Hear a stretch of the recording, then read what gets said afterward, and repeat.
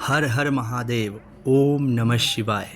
आज मैं जो आपको ये वीडियो दिखा रहा हूँ, यह वीडियो इसलिए अपलोड कर रहा हूँ कि आपको मैं आदि कैलाश यात्रा के बारे में सब कुछ बता सकूँ। यह कब करनी है, कब ज़्यादा मुफीद है और कैसे आप इसको कर सकते हैं। तो इस वीडियो को आप ध्यान से सुनिएगा।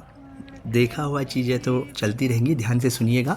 और अगर आपको कुछ भी जानकारी अच्छी लगे तो सब्सक्राइब ज़रूर कीजिएगा, क्योंकि मैंने आज तक कभी बोला नहीं है सब्सक्राइब करने को, तो इस बार सब्सक्राइब कीजिएगा भोले शंकर के नाम पे। तो बात करते हैं आदि कैलाश यात्रा की। तो ये आदि कैलाश पिथौरागढ़ जनपद में स्थित है, पिथौरागढ़ के धारचूला तहसील में स्थित है, तो उत्तराखंड पिथौरागढ़ में।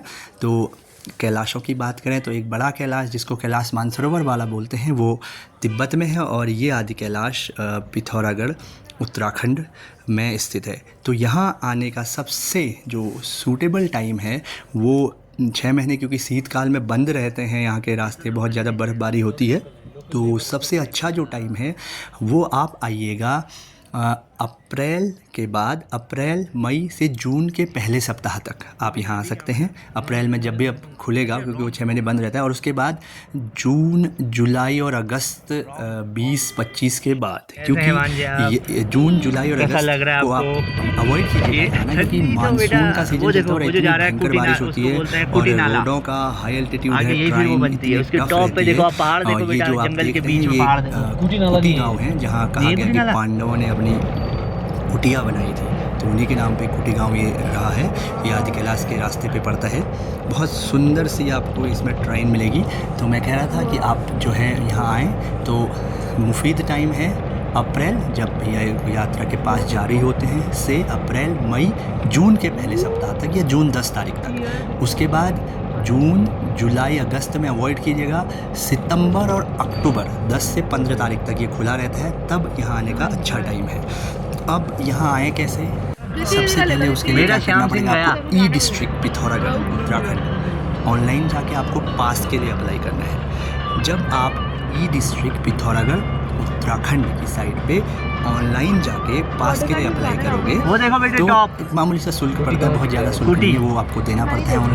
ऑनलाइन मोड पे आप कर सकते हो। लेकिन उसके बाद जब आपका सैंक्शन हो जाएगा, आधार कार्ड और कुछ जरूर रिक्वायरमेंट चाहिए उसमें, जब आपका ये सैंक्शन हो जाएगा तो उसके बाद आप क्या करोगे? जब आपका पास, आपको ई पास आपके पास आ जाएगा आपके मोबाइल नंबर पे, तो जब आप पिथौरागढ़ पहुँचेंगे या जब आप धारचूला पहुँचेंगे, क्योंकि बेस है जहाँ से हाई एल्टीट्यूड का सफ़र शुरू होता है, वहाँ आपको अपना मेडिकल परीक्षण उस मेडिकल परीक्षण में सफल होने के बाद ही आपको फिर अनुमति दी जाती है।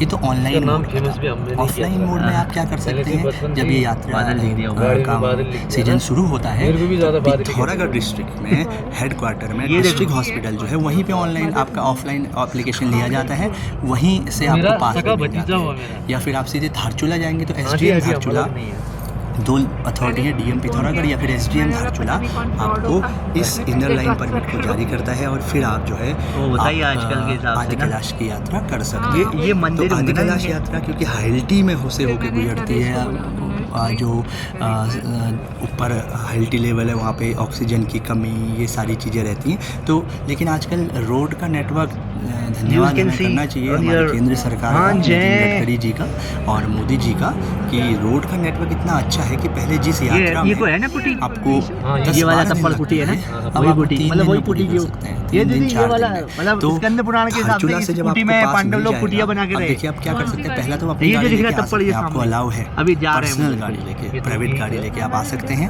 ये औपचारिकताएं गाड़ी के परमिट और अपनी आपको करनी पड़ेंगी, वही ई पास से हो जाएगा आपका, या फिर आप ऑनलाइन ऑफलाइन पास ले सकते हैं। और अगर जब आप या दूसरे टूर ऑपरेटर से करते हो, आजकल इतने टूर ऑपरेटर हैं कि आपको कोई हो सकता है कोई आपको कोई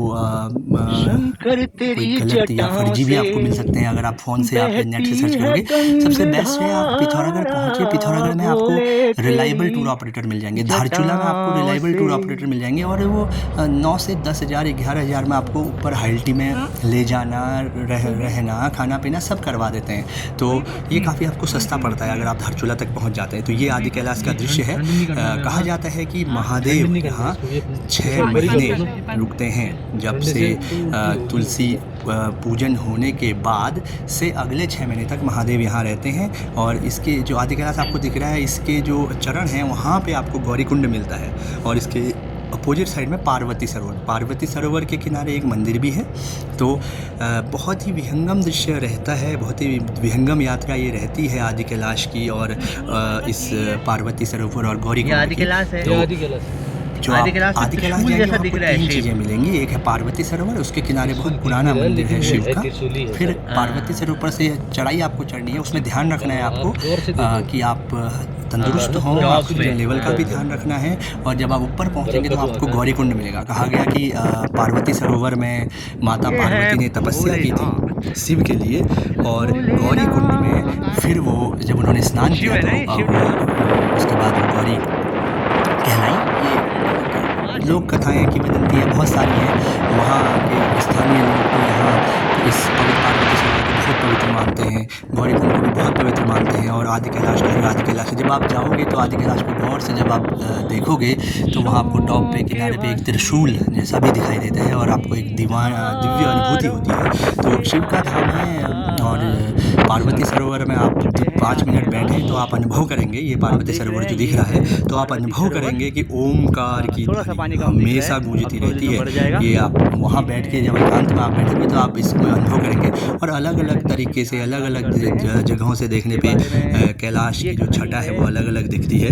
तो काफ़ी विस्तृत इलाका है ये पार्वती सरोवर से पहले। ये जो मैं कह रहा था पार्वती सरोवर के किनारे का जो रास्ता है ये वहाँ है। तो हाइल्टी में चढ़ते समय दूसरा इस बात का ध्यान रखिए कि आराम से चढ़ें, अपनी क्षमता के हिसाब से आराम से चढ़ें, हल्के हल्के घूंट पानी के मारते रहें। देख आप तो क्योंकि रोड ऊपर तक पहुँच गई है तो इसमें आपको ज़्यादा परेशानी नहीं होने वाली। तो सबसे पहला जो आपका पड़ाव होगा वो होगा गुंजी तक आप जा सकते हैं। और एक बीच में 2-4 रोडें आपको ऐसी मिलेंगी कि आप कहोगे मैं कहाँ गया। तो ये विहंगम जब आप गुंजी से जब आप पश्चिम की तरफ जाते हैं तो उस तरफ पड़ता है आदि कैलाश पर्वत। गुंजी से जब आप पूरब की तरफ जाते हैं तो उस साइड को पड़ता है ओम पर्वत। तो अभी हम गुंजी से पश्चिम की तरफ गए हैं और ये आदि कैलाश का विहंगम नज़ारा है। वहाँ देखते ही आप लोग भूल जाते हैं, तो उन्हें एक ही चीज़ याद रहती है, हर हर महादेव, शिव और कुछ नहीं। शिव तत्व है तो शिव ही याद रहता है। ये अभी पार्वती सरोवर का एक भाग दिखाई दे रहा है, बहुत विस्तृत है और ऊपर उससे दूर है, चल के जाना पड़ता है आपको आदि कैलाश के पास पहुँचने के लिए जहाँ पे गौरीकुंड है। तो हाइल्टी में चढ़ने का ध्यान रखिएगा, अपने साथ हमेशा गर्म कपड़े लेके जाइएगा। यहाँ बहुत ठंडा होता है, गर्म मतलब बहुत अच्छे खासे गर्म, बड़ी जैकेट 1-2 पेयर 3 पेयर आप अपने साथ कपड़े रखिए और अच्छे गर्म रखिए। क्योंकि और टोपी हमेशा रखिए, हवा चलती है तेज़, हो सके तो स्पेक्ट लेके जाइए, आँखों का बचाव होता है। और जब तेज़ धूप में जो रिफ्लेक्शन आता है उससे भी हमारी आंखें बची रहती हैं। ये कुछ सावधानियां हैं। दूसरे जो मैंने कहा उन सीजन का ध्यान रखिए। बरसात के सीजन में जून जुलाई अगस्त मिड तक आप अवॉइड कीजिए यहाँ जाना। अगस्त मिड के बाद सितंबर अक्टूबर में तो बहुत ही सुहावना मौसम रहता है, तो 10-11 तक ही। लेकिन फिर उसके बाद कपाट बंद हो जाते हैं। ये जो मंदिर है पार्वती सरोवर के किनारे, ये वो शिव का मंदिर है, इसके भी कपाट बंद हो जाते हैं। फिर धीरे धीरे फिर यात्रा का सीजन भी समाप्त हो जाता है, ठंड बहुत बढ़ जाती है यहाँ।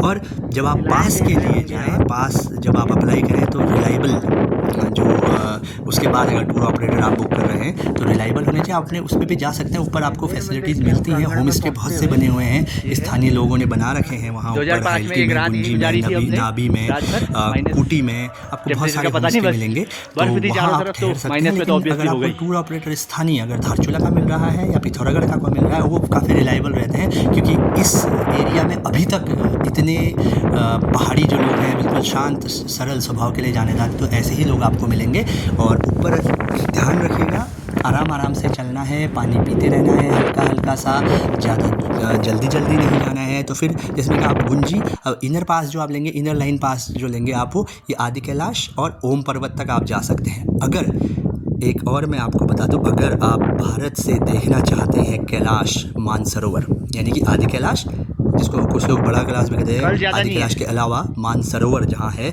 चीन में जो है, तो वो भी आप देख सकते हैं। उसके लिए आपको क्या करना पड़ेगा, जैसे मैंने कहा गुंजी से पश्चिम की तरफ है आदि कैलाश, पूर्व की तरफ है ओम पर्वत। तो ओम पर्वत तक तो आप देखिए, आप अद्भुत नज़ारे। और मैंने पहले भी कह चुका हूँ अपनी वीडियो में, लद्दाख, स्विट्ज़रलैंड और पहाड़ों का मिश्रण आपको देखना है तो आदि कैलाश पे आइए। ये आदि कैलाश का मंदिर है। लगातार यहाँ आपको मैं कह रहा हूँ ओम की ध्वनि सुनाई देती है। तो मैं बात कर रहा था बड़े कैलाश को देखने की, तो आप जब इनर लाइन परमिट लाएंगे तो गुंजी से आप जब पश्चिम के एक दिन आप क्या करेंगे, गुंजी तक आइए, धारचूला से गुंजी तक आइए, फिर गुंजी में से दूसरे दिन आप पार्वती सरोवर आदि